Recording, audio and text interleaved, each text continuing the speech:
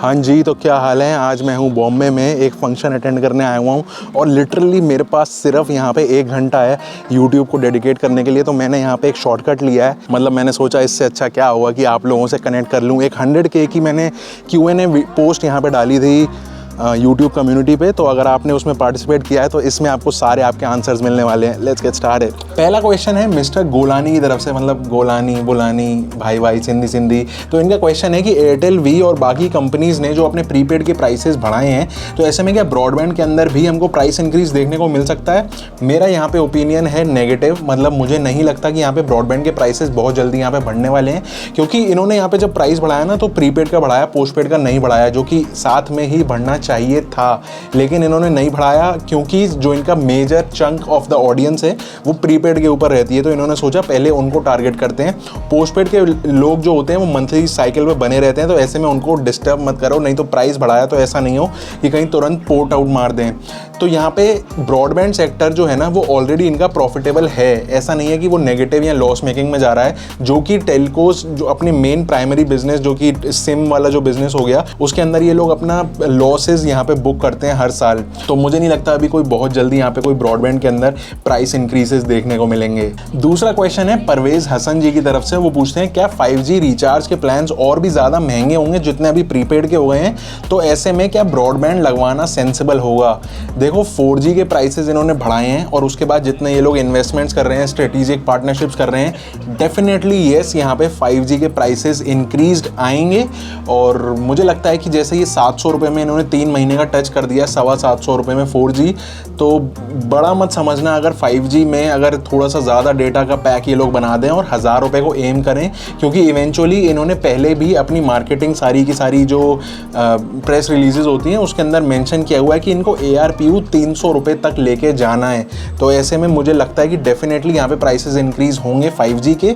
और साथ में येस बहुत ज़्यादा सेंसिबल है कि आप घर पे एक ब्रॉडबैंड लगवाओ और प्रीपेड प्लान्स में जितना कम डेटा लो उतने कम में आप पैसे देके वहाँ पे रिचार्ज को यूज़ करो। सिर्फ अगर आउटडोर जाओ तो इनका डेटा यूज़ करो, नहीं तो घर वाला या ऑफिस वाला ब्रॉडबैंड ही बेटर ऑप्शन है। इसके बाद अनुराग कुमार बोल रहे हैं कि मेरा मोटिवेशन कौन है यूट्यूब पे करियर के एंगल से अगर देखा जाए तो।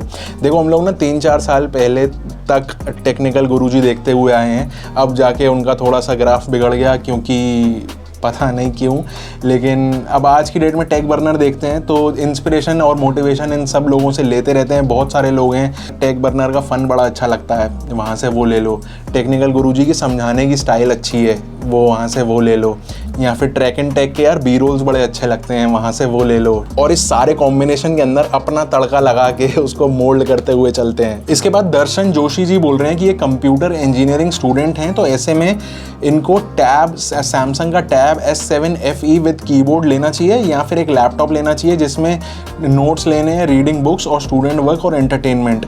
तो मुझे लगता है अगर सिर्फ इतना सा ही काम है तो टैब में आपका काम इनफ हो जाना चाहिए। और ये जो आपने मॉडल लिखा है ये क्लोज टू 44 से लेके 46,000 के आसपास आता है। तो ऐसे में आपने पूछा दूसरा ऑप्शन क्या बेहतर है, तो मुझे लगता है कि यहाँ पे आप iPad ले लो, वो ज़्यादा अच्छा रहेगा, क्योंकि नहीं बीट कर सकता यार, एंड्रॉयड को नहीं बीट कर सकता। मैंने यूज़ करके देखा है। रिसेंटली मेरे एक ब्रदर ने iPad Air लिया, जो अभी पीछे डील्स निकल के गई, तो कुछ 44 या 43 का मिला था। तो मुझे लगता है अगर 45 का आपका बजट है तो आपको वो लेना चाहिए। फ़र्क रह जाएगा यहाँ पे पेंसिल का। तो पेंसिल एप्पल की ना लेके टस्कर ब्रांड आता है, एक अमेज़ोन पे आपको मिल जाएगा, लिंक भी मैं नीचे दे दूंगा। वो एग्जैक्ट रेप्लिका है और आपको सिर्फ 1800 रुपये के आसपास वो पेंसिल मिल जाती है। वर्थ इट है, यूज़ कर रहे हैं हम लोग, इसलिए मुझे पता है। टेलको सेगमेंट का एक और क्वेश्चन, बहुत सारे क्वेश्चन हैं टेलको के। तो विशाल कुशवाहा जी पूछ रहे हैं कि जिस तरह वी और एयरटेल ने अपने प्राइस बढ़ा दिए, क्या अब हमको जियो पे स्विच करना चाहिए या नहीं? तो क्या जियो के भी प्राइस इंक्रीज होने वाले हैं? तो देखो मैंने इसके अपना एक ओपिनियन यहाँ पे शेयर किया था इस वीडियो में, आप वो जाके देख लेना। लेकिन मुझे पर्सनली अभी ये लगता है कि एटलीस्ट 1-2 महीने तक तो जियो का प्राइस अभी नहीं बढ़ने वाला है। तो अगर आपके पास ऑलरेडी वैलिडिटी है आपके प्लान के अंदर, आप वेट कर सकते हो तो कर लो। लेकिन एक बात यहाँ पे नोट करना कि जियो जो है ना बहुत ही कम चांसेस हैं कि आपको ज़्यादा टाइम देगा, जैसे इन कंपनीज़ ने 2-2, 3-3 दिन का दिया। तो जियो यूजुअली क्या करता है, शाम को 8 बजे अनाउंस करेगा कि रात को 12 बजे के बाद या हाईएस्ट से हाईएस्ट 1 दिन के बाद नए प्लान्स नए प्राइसेस के ऊपर मिलने स्टार्ट हो जाएंगे। तो विंडो कम हो जाती है हमको नॉलेज मिलके उसके बाद रिचार्ज करने की। तो मेरे सर्कल में जितने जियो यूज़र्स हैं ना, उन्होंने क्या किया हुआ है कि जिसका जैसे 15-20 दिन ही बचा है, 25 दिन बचा है, उन्होंने 1 साल का ऑलरेडी टॉपअप कर लिया ओल्ड रेट में। अब उनका ये कहना है कि अगर समझ लो 2 से 3 महीने बाद नई खबर आती है कि भाई चेंज हो रहे हैं, प्लान्स अपडेट हो रहे हैं, तो ऐसे में फिर वो एक और टॉपअप कर देंगे 1 साल का। तो उनके लिए इनफ टाइम हो जाएगा जब तक 5G लॉन्च हो और उसके बाद आगे के नए प्लान्स को यूज़ कर पाएँ। तो देख लेना, समझ में आए तो उस हिसाब से यूज़ कर लेना। इसके बाद मेरी मम्मी कमेंट करके पूछ रही हैं कि फैमिली को पार्टी कब और कहाँ दोगे। तो क्या यार मम्मी, आप कभी भी कहीं भी ले लो, मतलब अच्छा मम्मी ने ये डेयर दिया था, मैं बाकी सबको बता दूं कि तुझे ये कमेंट में ना डालना पड़ेगा, इसका आंसर करना पड़ेगा, कभी भी ले लेता। इसके बाद सर्वेश बियानी जी बोल रहे हैं, कंटेंट के लिए टॉपिक्स कैसे सोचते हो, आपके टॉपिक्स यूनिक हैं। कंटेंट के लिए टॉपिक्स अपनी स्ट्रेंथ से मैं पता लगाता हूँ, और मेरी स्ट्रेंथ हो आप लोग, मतलब आप लोग जो कमेंट्स करते हो वीडियो में। मेरा कंसेप्ट ये क्लियर है कि मैं आपसे पूछता हूँ कि भाई कमेंट कर दो, आपका क्या ओपिनियन है। वो सिर्फ इसीलिए करता हूँ कि आप लोगों का मुझे डायरेक्शन पता चले, आप किस तरीके से सोचते हो।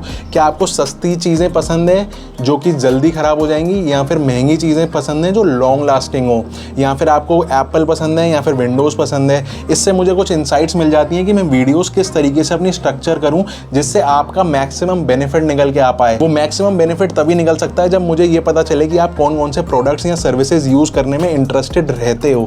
तो उसी हिसाब से मैं सारे वीडियो के टॉपिक्स को स्ट्रक्चर कर पाता हूँ। इसके बाद येलांजी ऋषि ने लिखा है कि भाई मैकबुक प्रो 14 का क्या हुआ, आपने लीजन विंडोज लैपटॉप क्यों ले लिया जब आप बोल रहे थे कि वो लोगे।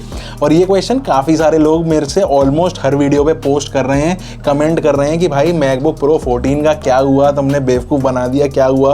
तो मेरे साथ ना एक सीन हो गया था भाई, मैं ऑलरेडी ऑर्डर कर चुका था, पैसे दे चुका था, लेकिन फॉर XYZ रीज़न मुझे वो वहाँ से ऑर्डर कैंसिल करना पड़ा और मुझे वेट करना पड़ा कुछ दिनों के लिए।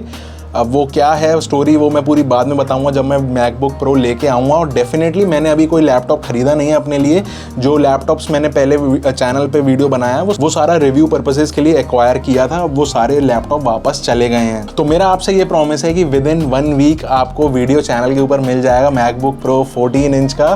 कौन सा वेरियंट, ये तो जब मॉडल आएगा तभी मैं डिस्क्लोज करूँगा, लेकिन स्टे ट्यून्ड रहो, मैक का बहुत अच्छा कंटेंट ऑन द कार्ड्स है। इसके बाद इनामुद्दीन अहमद जी बोल रहे हैं कि कैमरास कौन कौन से यूज़ करते हो, कितने कैमरास हैं। एक है ये वाला कैमरा जो कि सोनी का ZV-E10 कैमरा है, ऊपर आई कार्ड में बटन दे दे रहा हूँ, चाहो तो देख लेना। एक्चुअल में ये वाली जो फुटेज मैंने जो रिकॉर्ड करी थी ना, वो इतनी ज़्यादा अच्छी नहीं आई है क्योंकि मुझे सोनी पे फर्स्ट टाइम उस टाइम मैंने कैमरा पकड़ा था, तो मुझे कंट्रोल्स यूज़ करने ही नहीं आए। आई अपोलोजाइज फॉर दैट, लेकिन जो बात सच है वो है, मैं ज़्यादा अच्छे से यूज़ नहीं कर पाया, इसलिए फुटेज भी बहुत गंदा आया और इसीलिए वो वीडियो भी इतना ज़्यादा अच्छा नहीं बना है। तो बस प्राइमरी कैमरा मैं यही यूज़ करता हूँ। इसके अलावा कैनन का मेरे पास 750D है जो कि काफ़ी साल पुराना है, तो मुझे उस पर ऑटो फोकस का इशू आ रहा था, इसलिए मैंने इसके ऊपर अपग्रेड किया। इसके अलावा कोई कैमरा यूज़ नहीं करता मैं, सिर्फ यही 2 प्राइमरी कैमराज हैं। इसके बाद चवी मनी चौबे जी, अगर मैंने सही नाम लिया है तो, ये पूछ रहे हैं गर्लफ्रेंड है।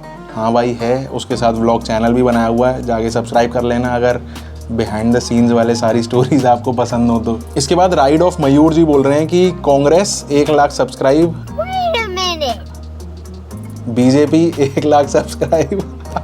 आपका दूसरा कोई बिजनेस है क्या ब्रदर, या फिर ओनली यूट्यूब चैनल ही चल रहा है? मेरा प्राइमरी बिजनेस है साड़ीज़ का आगरा में। मैं काफ़ी सारी मैं पहले बता चुका हूँ, शायद आप रीसेंट ज्वाइन हो इसलिए आपको नहीं पता होगा। तो अच्छा किया आपने पूछ लिया, जिससे बाकी के जो नए नए लोग चैनल पे जुड़ रहे हैं उनको पता रहे।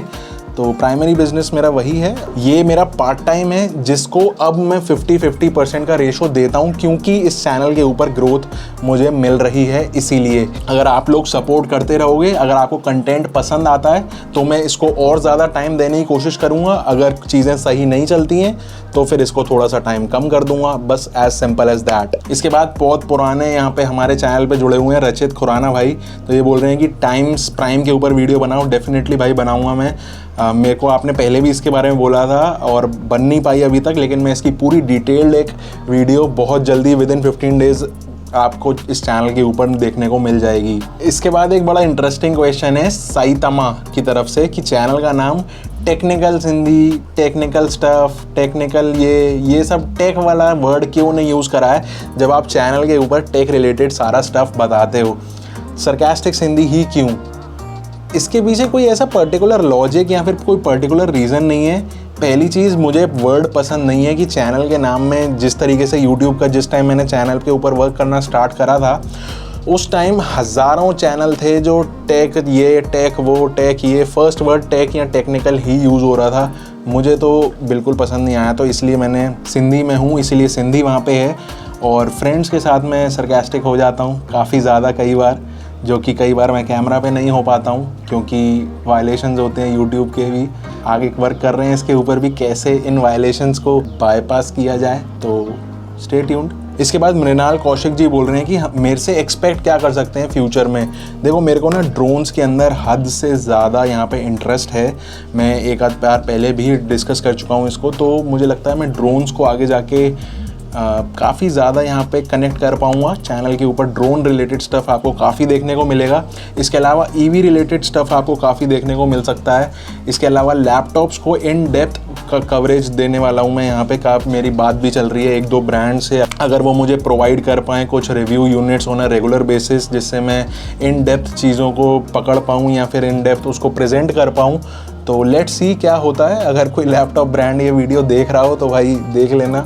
लेकिन एक प्रॉमिस मेरा आपसे हमेशा रहेगा कि सिर्फ डब्बे नहीं खुलेंगे इस चैनल के ऊपर, और एक डिसेंट अमाउंट ऑफ वैरायटी आपको देखने को मिलेगी। जैसे एक ईवी एक सेपरेट कैटेगरी हो गई, एक ड्रोन का स्टफ कैटेगरी हो गई, एक टेलीकॉम की कैटेगरी हो गई। इस तरीके से 3-4 सेगमेंट्स जिसमें मुझे डेफिनेटली काफ़ी ज़्यादा इंटरेस्ट आता है, उनको मैं अच्छे से कवरेज करूँगा। अब देखो, अगर कोई मुझे बोले कि यार फ़ोन का रिव्यू बनाओ, मुझे इंटरेस्ट ही नहीं है। मुझे मज़ा तब आएगा वीडियो बनाने में जब मुझे इंटरेस्ट हो किसी टॉपिक के अंदर बताने में, अपने आप मेरे दोस्त हो, मुझे आपसे बात करने में मज़ा आए उस टॉपिक के ऊपर, तभी वो वीडियो अच्छा चलेगा। और इवेंचुअली यही होता है। तो इसीलिए मैं इसके साथ ही जाता हूँ कि यार जिसमें मुझे वाइब आए ना, मैं उसी को ही आगे पुश करूँगा, वही बनाऊँगा अपनी तरफ से। नहीं तो नहीं बनाऊँगा, छुट्टी कर लूँगा, वो सही है।